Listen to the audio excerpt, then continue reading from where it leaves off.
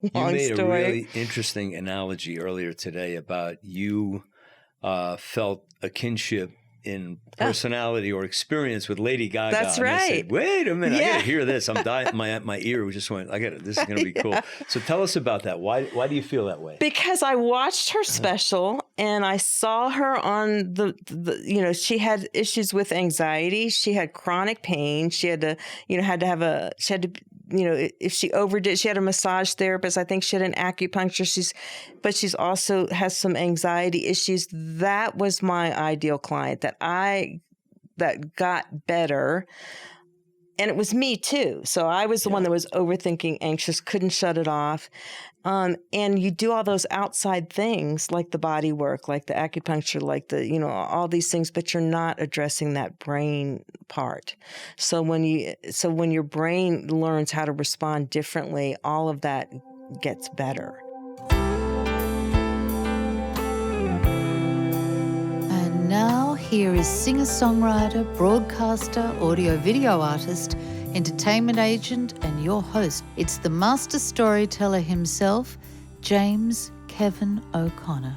Hey, hey, hey, it's a beautiful day. Yes, it is another beautiful day. And I'm so glad you guys are here with us again on Podcasting Your Global Career. Hey, please forward this show to somebody you know, love, trust, like, whatever, because the benefits in this episode will help them, I am sure. So this is going to be a good one. I've got an experienced doctor and CEO of Expressing Optima and Amazing Brain Fitness. Yes, that's her handle, and she is a very experienced doctor with a demonstrated history of working in the health and wellness and fitness industry. She's skilled in epigenetics, neurofeedback, frequency-specific microcurrent, myofascial release therapy, fibromyalgia, and wellness coaching, emphasizing empowering others to regain their natural state by uncovering the layers of their good health. Hey, we're taking a ride out to Salt Lake City today to hang out with Jackie Kilraine.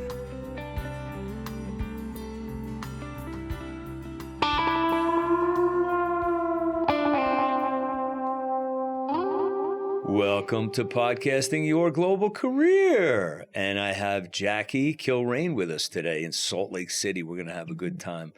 So, Jackie, welcome to the program. Well, thank you. Thank you for having me. Great to be here. So we just came from a masterminding episode recently, a couple hours ago, which was really fascinating. And I got to learn a whole lot about you, even furthermore than your bio and your resume, which was really thrilling.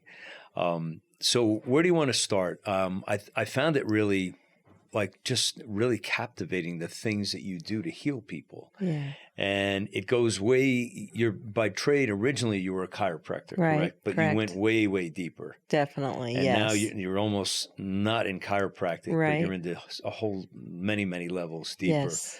So can you start with, you mentioned that you serve not all women, but mostly women, right? Yeah, mostly women. Who are really struggling with change in their lives. Yes. Might be a marriage, might be kids, might be empty nesters, it might be career change, and the effects and the drama and the things that has an impact on their behaviors, their personality, their life. So tell us, how did you come to be in this space? All right. Yes, definitely. So like you said, I'm a chiropractor by trade, and my very first, at the time, I don't even know they had the name fibromyalgia, but my very first fibromyalgia patient that walked in, I just remember looking at her sheet, seeing she had low back pain. I adjusted her. I'm like, oh, do you feel better? Most people feel better. She's like, no, in fact, I think I feel worse. And I'm like, really? But that was my first foray into fibromyalgia, into chronic pain, she was someone who I felt like I could pick up and carry to every room just because she just had so much going on. And she was also very anxious, very depressed, very, hypersensitive. You can't hug a person like that. Their nervous system is so turned up that everything hurts. So that was like 25 years ago. Everything in my practice worked around trying to find something to help that chronic pain patient. And I was laying in bed late at night listening to a podcast, and it was an anesthesiologist who said, we have to turn down the volume of the pain in the brain. And I was like, oh my God, that's it. I've been working on the body, light touch, soft touch, that adjustment, this, and making a little progress, but not really getting it done. I walked in my office the next day after hearing that, just opened a periodical on my desk, and there was an ad for neurofeedback. And I was like, oh my gosh, that's it. And the person who owned that company was someone I had taken a year-long course with before. His name was Dr. Guy. And I called him up and I said, Guy, I've got to have this. What is this? I went up and got certified in it, brought it back to my office. I don't do anything in my practice that I don't do on myself. First, I had no chronic pain, but my husband had died the year before. We'd been together since I was 17. And so that year anniversary, I was so anxious. I was so depressed. I was going to walk away from my practice. My brother-in-law said, why don't you practice one more year and then just sell it and then move out to California where your brother lives? I said, okay, that's what I'm going to do. I'm going to quit the practice that I really loved, and I'm going to take my 2 kids out of middle school. I'm going to leave my oldest in college. He was a junior in college. And I'm just going to move out to California where my brother lives in a monastery. I'm like, what was I going to do? I was going to say, come have lunch. That's a little different. I know, right? So I said, okay, that's not going to work. But I was willing to do that because I was just at my wit's end and not even putting the 2 and 2 together. I said, I'm going to do this neurofeedback on me before I put it on my patients to make sure it's okay. I'm not going to hurt anybody, And it saved my life. It literally saved my life. Did you know that instantly? I knew that after, neurofeedback is a learning modality, so it takes a little while. So probably about the 6th session that I had done, things that would bother me didn't bother me so much. The 10th session, I just wasn't overthinking, and I didn't have to have the TV on to drown my brain out, so I could lay down and go to sleep and not have my head keep running all the time. Yeah. By the 20th session, I'm like, okay, I walked in my back door and I said to my employee who worked for my dear friend, she worked for me for 28 years. I said, I'm going to give up something. She said, what? And I said, fear. And she's like, whoa, that's kind of a big thing to give up. I said, I've been around a while and I've been doing things the same way for so long. If I really need to go back and do it that way, I can, but I'm going to step out and do something different and just see what happens. So I just felt like after I had done this and retrained my brain to how it responded to the environment, I didn't have to be afraid anymore. I thought I overthought everything. Yeah.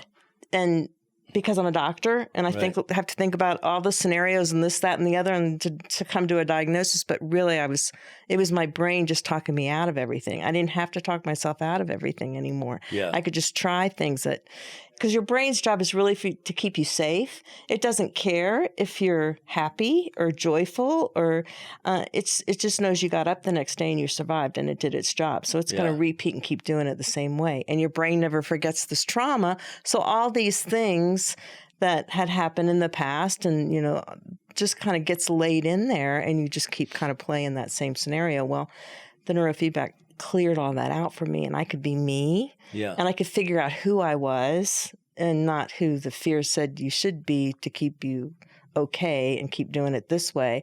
So that's how I got into it.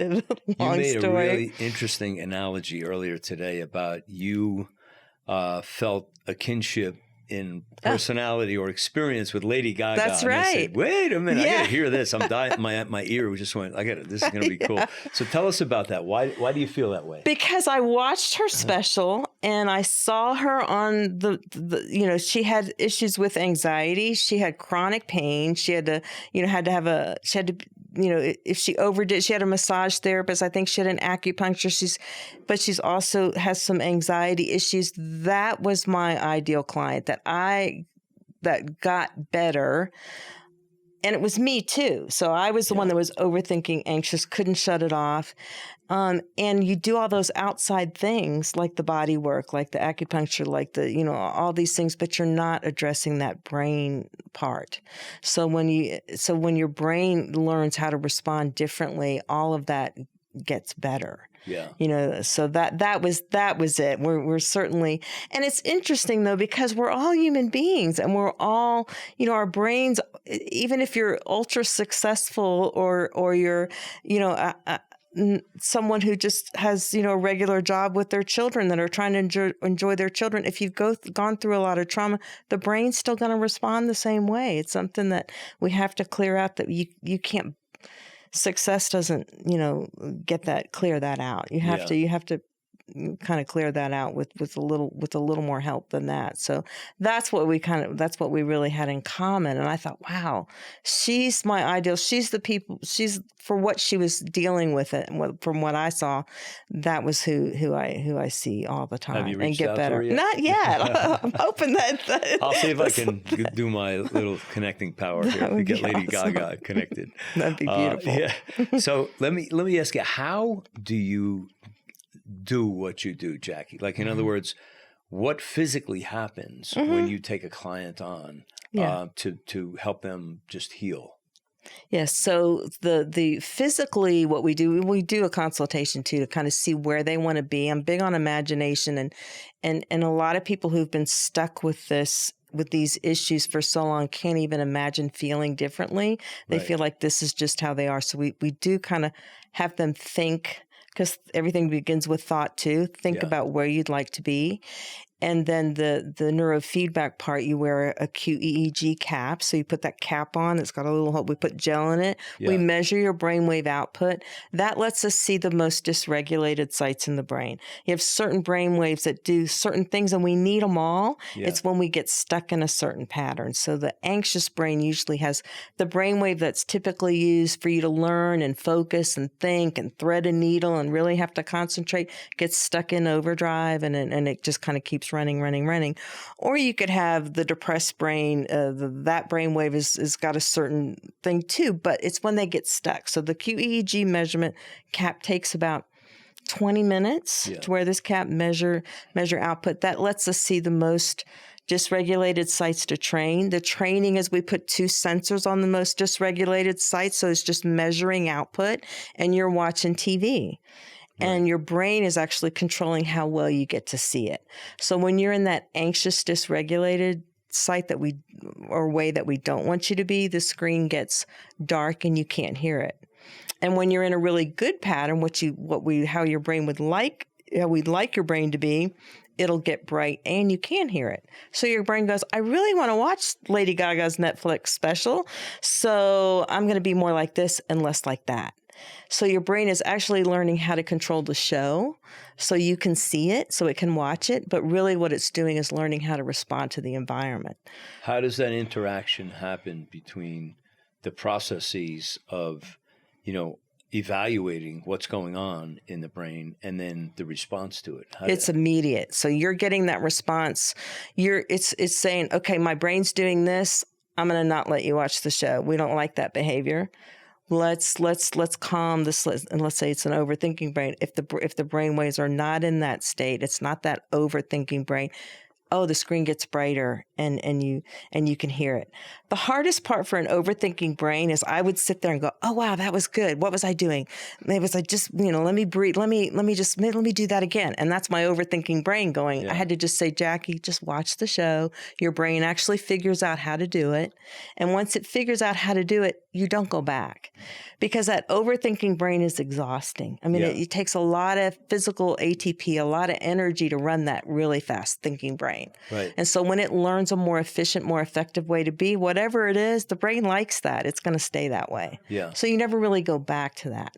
So physically, really all you're doing is watching TV, and you're letting the feedback that you're getting from your brain to initiate how you respond. Wow. Does that make sense? Yeah, that's fabulous. It is. Really It's not, there's no real side effect. It's no drug. It's something, when your brain gets it, it gets it. We can see when we get you to the point where this is more your default mode versus that being the way you respond. Because you can see your left and right side of your brain, just on the screen, we can say, okay, it's getting it. It's all working together. It's all working in harmony. It gets all consolidated down.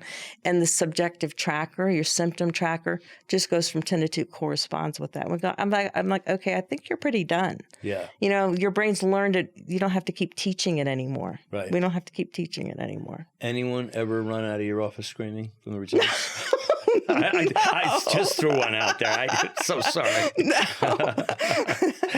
You know, it's once in a while you get somebody that really happens to. Well, chiropractically, maybe there once in a while. They think I'm this little 5'3" woman. I'm not gonna. It's like, and they're like, you know.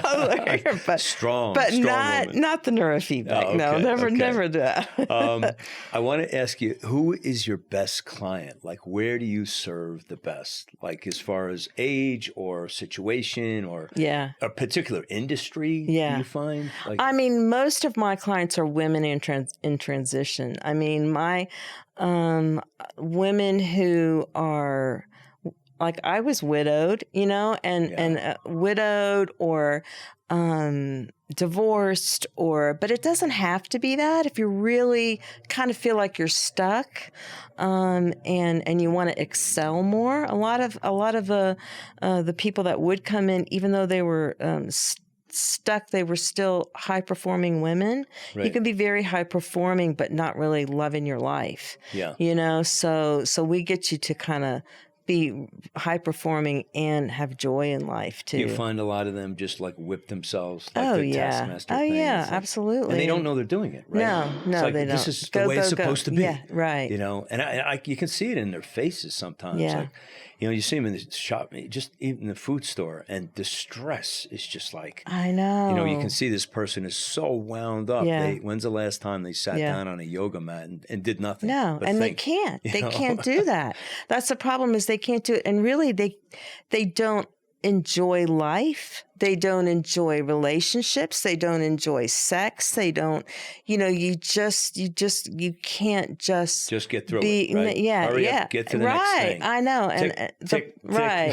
And I look at my life pre and post my brain training. It's like you go back to that childlike state where you can believe you can do anything, and you know, and you can try. I mean, you're not afraid, and everything's more joyful. And once you just kind of start getting on that, going down that path, your brain starts to just change and attract those things to you. So it doesn't have to be that. So many times I think people think this is just how I am. Right. You know, even the helicopter mom that's got to be all over. Yeah. No, that's a high beta brain, let me tell you. Yeah. That, you know, that's like, I got to be in control of everything and everybody and what everybody's doing, and I just nobody understands. Yeah. No, that's who we see a lot of. But where is the best place, Jackie, for people to connect to you? They can reach out to me on Facebook. Expressing Optima is my website. Dr. Jackie Kilraine on Facebook, on Instagram, all of those, LinkedIn too as well. Yeah. We'll hunt down all your socials. Everything will be in the show notes. Also, I wanted to ask you, what do you like to do for you when you need some chill time away from the craziness? I love anything on the water. I just go out on the water at sunrise. I love to see the sunrise. I have a little place in Florida. I'll just go out and paddle, and every sunrise. Whereabouts are you? I'm in Tarpon Springs, is that Clearwater. On the West Coast? Yeah. Oh, yeah. I love it down there. Yeah. It's right I think Florida's West Coast is the best. Yeah, it's really beautiful. Yeah, anything, you give me water and I'm all good. Yeah. Awesome. Mm-hmm. Well, I want to thank you very much for being here, sharing your stories, your wisdom, your guidance, and I just want to wish all God's blessings on you, your family, and your career. I appreciate that. Thank you so much. Hey, if you guys like what's going on here, please leave a great review in the Apple Podcasts. I've left a simple review process in the show notes, and we'd really appreciate it. And also, don't be shy. Forward this to your best friend because you know they need it. Hey, if you need some coaching, hit up the link in the show notes. It's calendly.com/Dharmic, and you can take a little chance with me, and I'll get you on your way. That's a wrap for me today. I'm your host, James Kevin O'Connor. So until the next time when we meet again, I'll either see you on the socials or I'll see you from the stage. Ride on, baby, won't you you take a ride with me? Ride on, we can untangle all the mystery. If wishes were windows, I'd open one and find that freedom is really a simple state of mind. So ride on, baby, won't you take a ride with me? Ride on, we can untangle all the mystery. Ride on, baby, you and I can find the key. Ride on, we can unlock each other's destiny. I taste the breeze of freedom, it's tingling on my tongue. You and I out on the road will stay forever young. We'll stay forever young.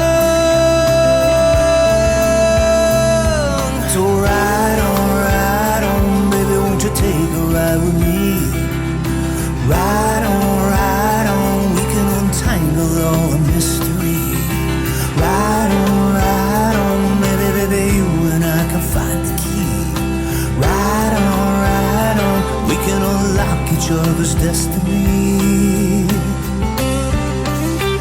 I'll take you places that you've never seen. I'll take you places that you never dreamed. I'll take you places that were pictures in your mind. I'll take you places